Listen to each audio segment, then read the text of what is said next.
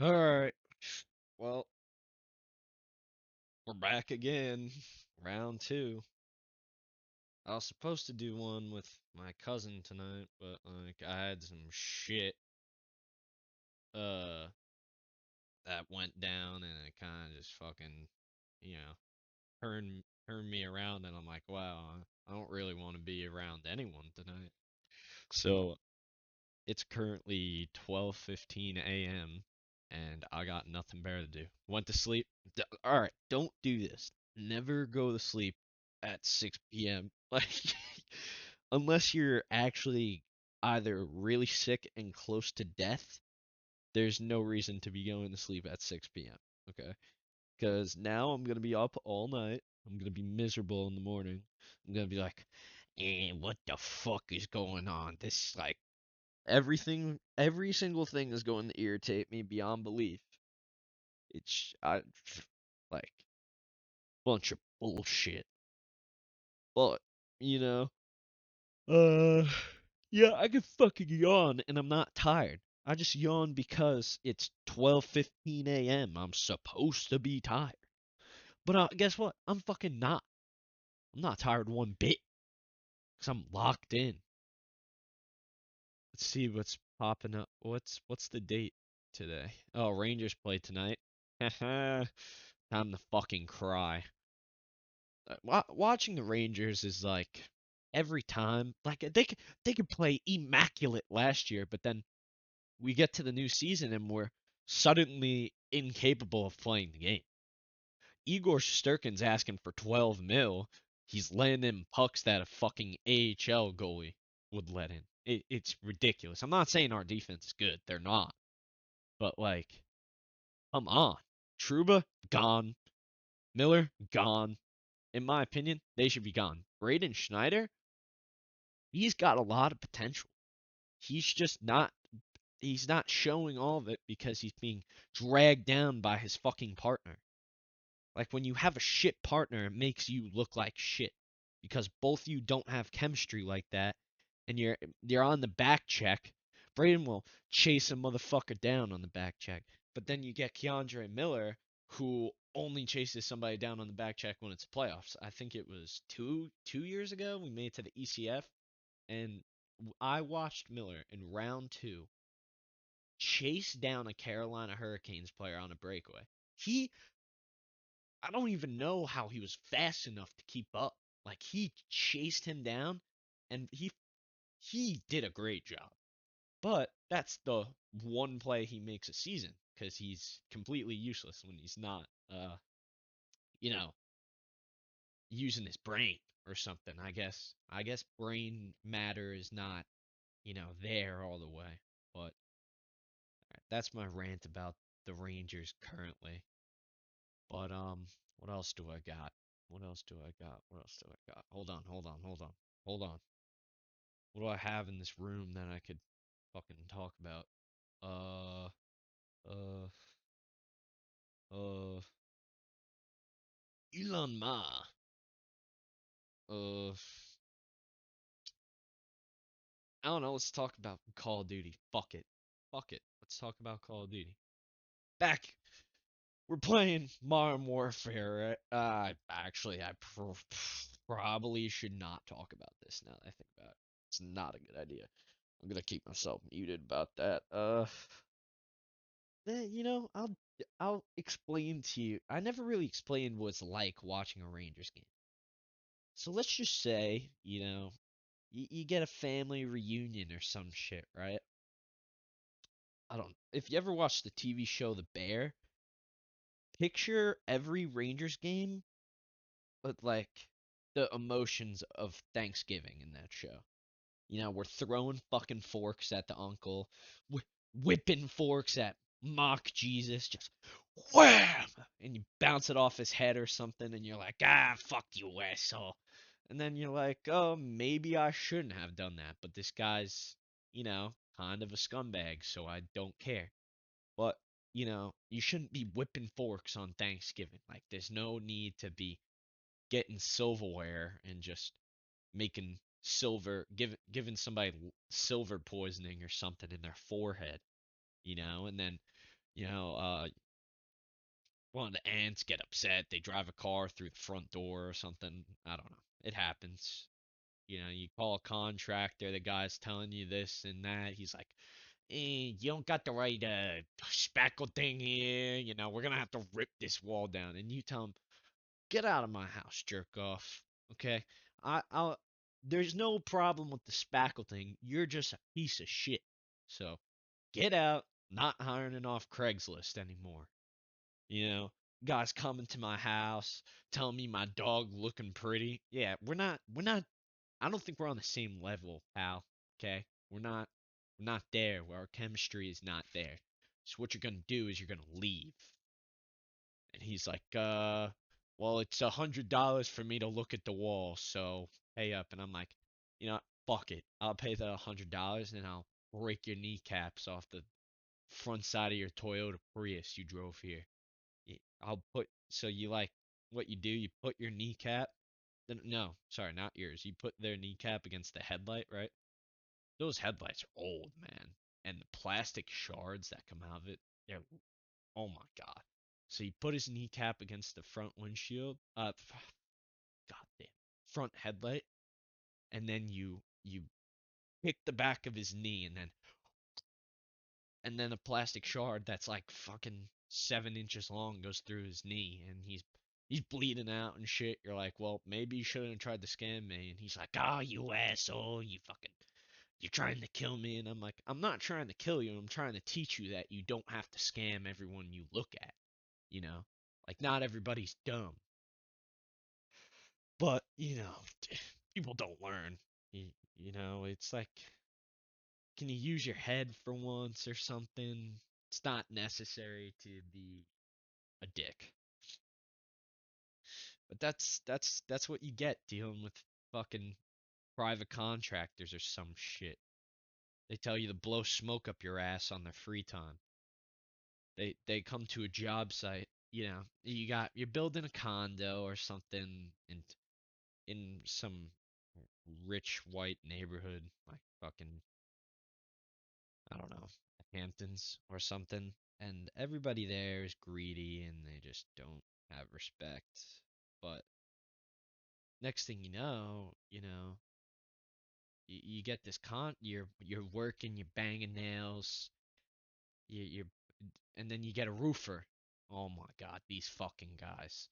I swear they fucking drink black tar. I don't know what's wrong with their brain. They get on the roof, they're playing with their black tar. They're like, "Oh, check this shit out." It's all a joke. It's not tar. It's not actual tar. It's black tar heroin. They're getting cranked up on the roof.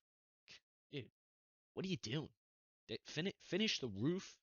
Like, I get that you're on some union type of shit, but we're getting work done here.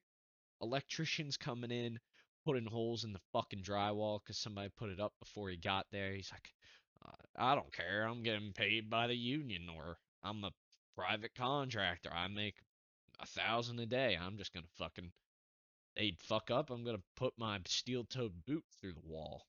Like, that's how it goes. You get carpenter. They're usually somewhat okay, but they always have a screw loose. And then you get what's next? Plumbing? Yeah, no. You don't socialize with those guys. You keep it to yourself.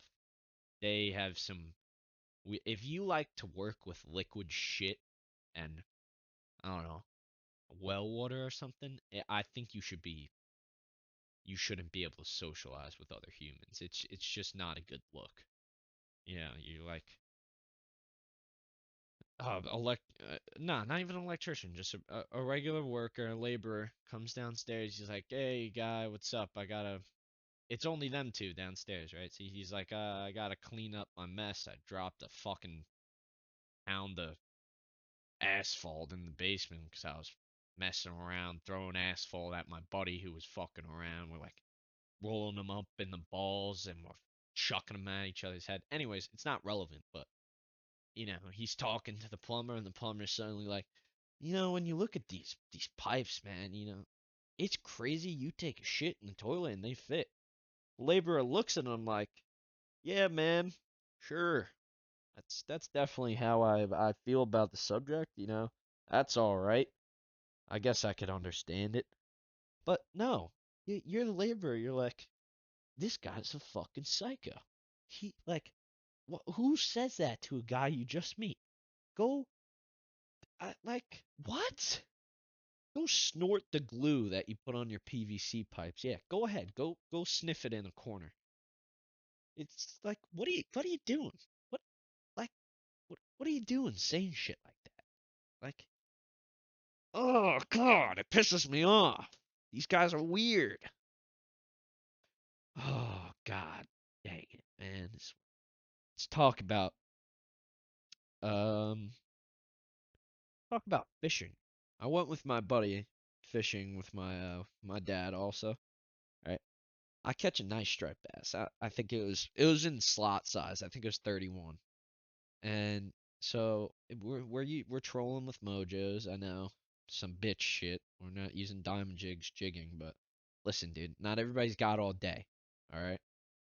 I work the day before. I'm fucking tired. I'm gonna troll. So I do nothing. So we're trolling, right? Bam! First drop, we slam the 31. I reel him up. I get him on the deck, and my dad's like, "All right, get that hook out. Let's go for another run." So I'm getting the hook out, right? Now I don't realize the one that the striped bass ate was the dual hook, right? Because there's one in the front, and then about an inch and a half back is another one. These hooks are razor sharp. So I'm trying to get the front one out, but I'm not realizing that there's another one. So when I'm kind of twisting the mojo to get the hook out, I'm about to bump it. This fucker moves, and that back hook goes fucking into my thumb. And I'm thinking to myself, I'm like, you little asshole. And then he moves again and rips it out. And I'm like, are, are you fucking kidding me? Like, I'm bleeding now.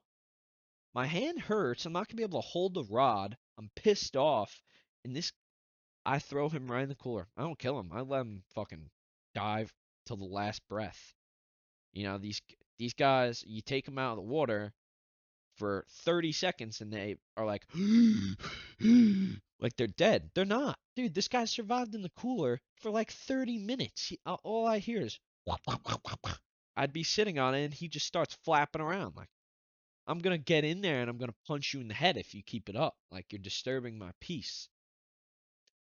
Then my buddy, he does an excellent job.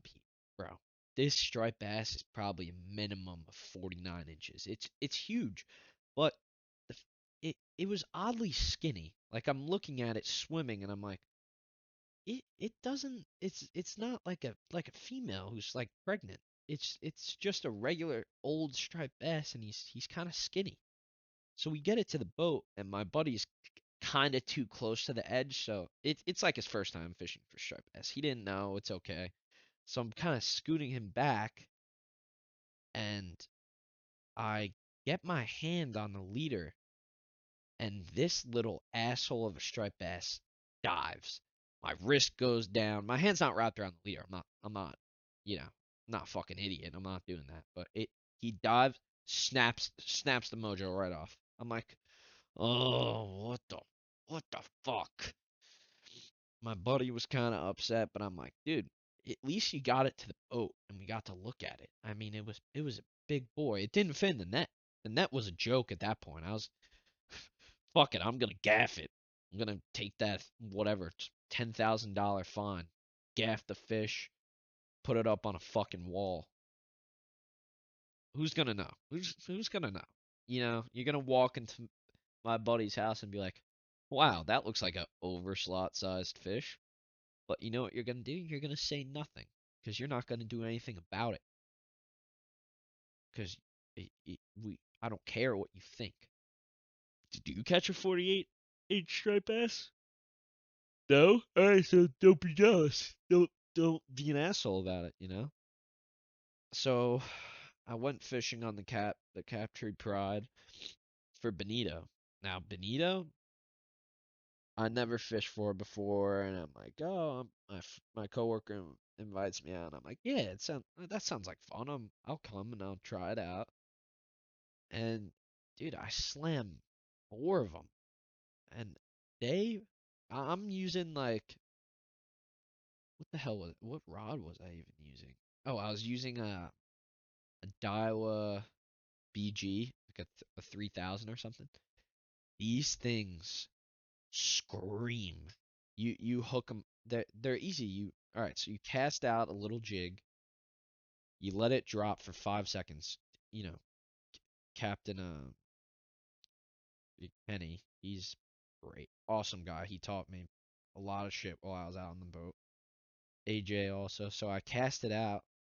You let it sink for 5 seconds, right? It depends on how much grams slash ounces your jig is. I think it was like 60 grams or some shit like that. I cast it out, let it drop 5 seconds, and then you crank the reel as fast as you can. When these things hook on, it's shh, that's your drag, and it's the most fun you can ever have. It is so entertaining.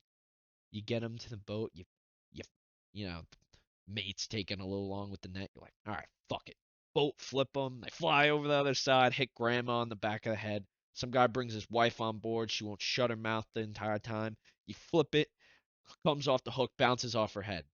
That's how it goes. That's like, I'm not saying that happened, but I'm not saying that it can't happen.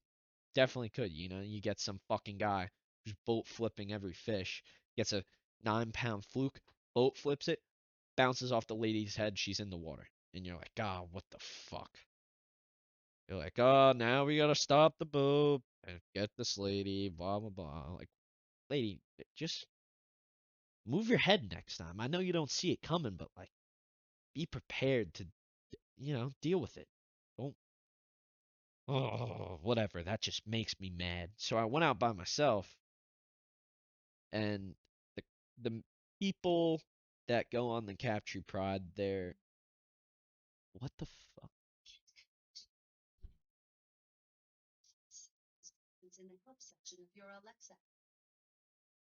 All right. Anyways, the crew, the not crew, sorry, the type of people who go on the Capture Pride, it's an all day trip. So it's like, I think it's like 7 or 6 to like 4. I get this boat, and most of the people are older. Like, they're older people trying to just fish. So I'm talking to this guy to my left while I'm fishing. He starts up a conversation. He's like, blah blah blah, some bullshit. I'm not really listening. And then he's telling me, yeah, just divorced my wife. I'm like, all right, now I have to listen because now I want to hear where this is going. He's like, yeah, you should take this lady out on the fucking boat, and all she do was run her mouth. And I'm like, oh, this is gonna be good. So I'm listening. He's like, he's slamming like eight Budweisers in like 5 minutes. I'm like, Jesus, when you hit a big wave, this guy's over the edge. Like, gonna have to catch him with a treble hook or something. He's going on and on. I'm like, yeah, that's understandable, man. I could see where you're coming from. No, I absolutely cannot. This guy's saying he's talking about, oh, I hate my ex-wife. She, 10 years, she's miserable, blah blah blah. And then so I'm like, okay, I'm gonna go take a break. I caught a lot of fish already. I'm gonna go take a nap. So we actually end up the last drop. So I take a nap for about, it was like an hour and a half. We're basically in the Fire Island Inlet or the Captree, I don't know, I don't know, whatever you fucking call it. We're in the inlet, so we go through, and I walk out to the front. I'm just, cold. The good. It wasn't cold. Sorry. The fresh air hits me, and I'm like, oh man, I'm gonna get home, take a cold, like a nice warm shower, and pass out for about 10 hours. So we're pulling into the dock, and this guy's going on again.